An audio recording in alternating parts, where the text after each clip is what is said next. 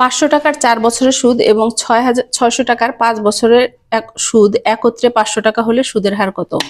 তার মানে 500 টাকার 4 বছরের সুদ হয়, যে টাকা সুদ হয়, এবং 600 টাকার 5 বছরের যে টাকা সুদ হয়, দুইটা মিলে হয় 500 টাকা। তাহলে এখানে আমরা এই 4 বছরের পরিবর্তে দেখি যদি 1 বছরের সুদটা বের করতে পারি তাহলে কি হয়?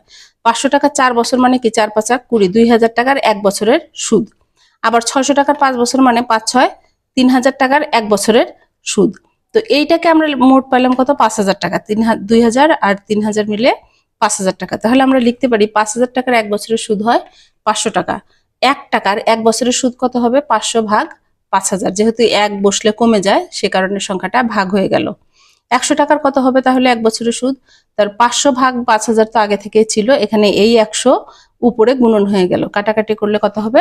10 টাকা। অর্থাৎ 100 টাকার 1 বছরের সুদ হবে 10 টাকা। কিন্তু এখানে এই টেকনিকটা মাথায় রাখতে হবে যে 4 বছরের পরিবর্তে আমরা 1 বছরের সুদ বের করে নেব। 500 টাকা 4 বছর ইউজ হলে কত টাকা হবে? 500 টাকা 4 বছরের পরিবর্তে 4 5 20, 2000 টাকা 1 বছর ইউজ হলেও কিন্তু যে সুদ হবে 500 টাকা 4 বছরেও কিন্তু সেই সুদ হবে।